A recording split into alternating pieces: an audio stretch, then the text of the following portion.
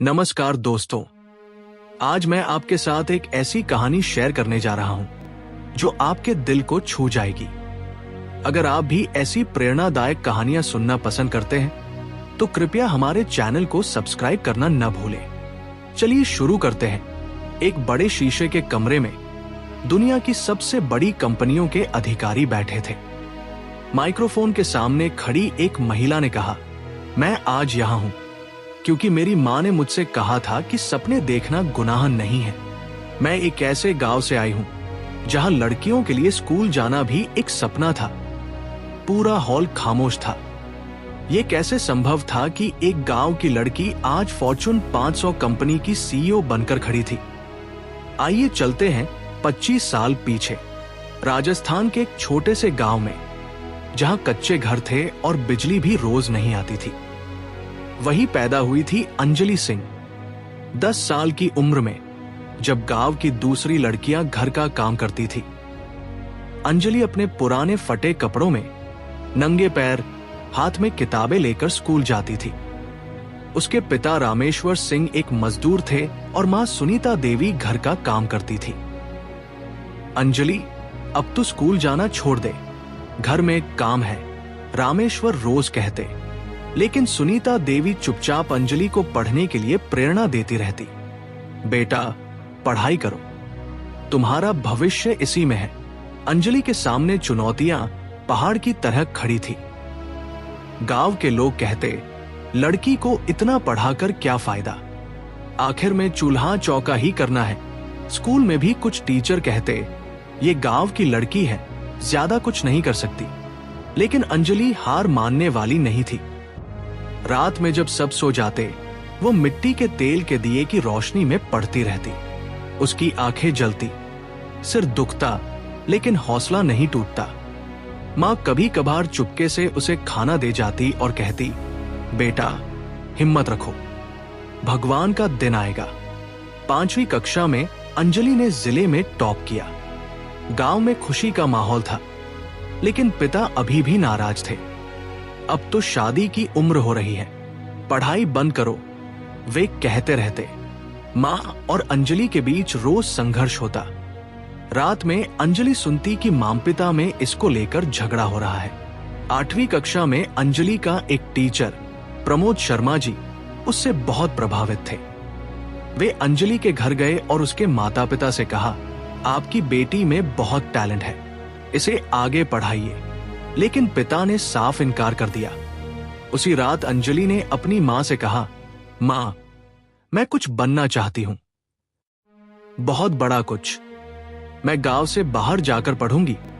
मां की आंखों में आंसू आ गए। वो जानती थी कि बेटी के सपने कितने बड़े हैं, लेकिन रास्ते कितने मुश्किल। 10वीं कक्षा का रिजल्ट आया तो पूरे जिले में तहलका मच गया।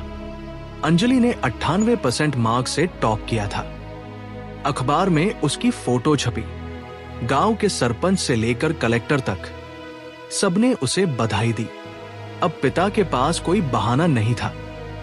प्रमोद शर्मा जी ने अंजलि का फॉर्म जयपुर के एक अच्छे कॉलेज में भरवाया।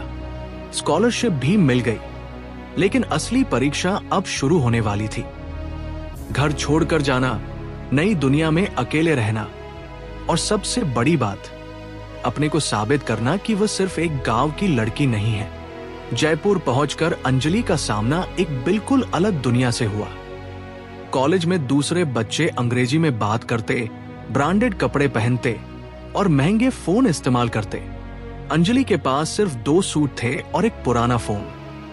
ये कहां से आई है, इसकी हिंदी सुनो। कुछ लड़कियां उसे देखकर हंसती, लेकिन अंजलि चुप रहती और मन में सोचती, मैं इन्हें दिखाऊंगी कि गांव की लड़की क्या कर सकती है। पढ़ाई में वो हमेशा आगे रहती। प्रोफेसर्स उससे खुश थे, लेकिन साथ ही छात्र उससे जलते थे।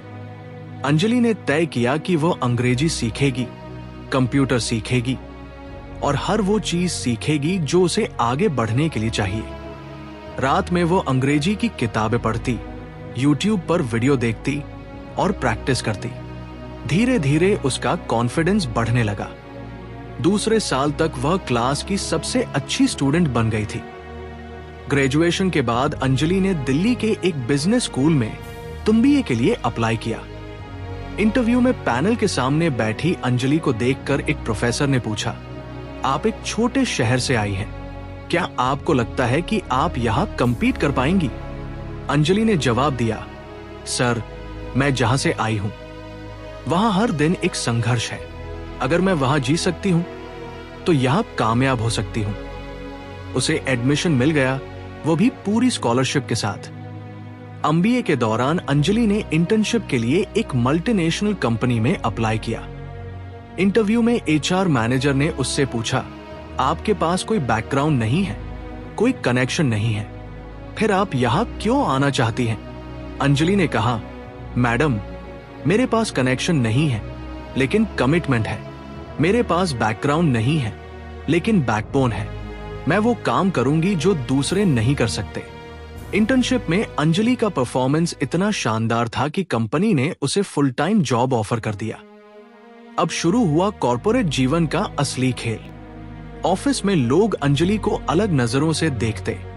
ये गांव से आई है, इसका अंग्रेजी एक्सेंट सुनो, पता नहीं कैसे हायर हो गई। लेकिन अंजलि ने काम से जवाब दिया।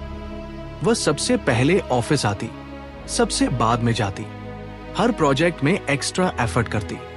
जब टीम के लोग पार्टी करने जाते, अंजलि घर जाकर अगले दिन के काम की तैयारी करती। 3 साल में अंजलि को प्रमोशन मिला। अब वह टीम लीडर थी। लेकिन सबसे बड़ी चुनौती अब आई। कंपनी का एक बड़ा प्रोजेक्ट फेल हो रहा था और सीनियर मैनेजमेंट परेशान थी। बॉस ने अंजलि को बुलाया और कहा, अंजलि, तुम इस प्रोजेक्ट को संभालोगी? ये एक करो या मरो का मामला था। अगर प्रोजेक्ट सफल होता तो अंजलि का करियर बन जाता, नहीं तो सब कुछ खत्म। अंजलि ने हां कहा। अगले 6 महीने अंजलि ने दिन रात एक कर दिया। वह क्लाइंट से मिलती, टीम को मोटिवेट करती, नए आइडिया लाती। उसकी टीम के लोग भी उससे प्रभावित होकर एक्स्ट्रा एफर्ट करने लगे।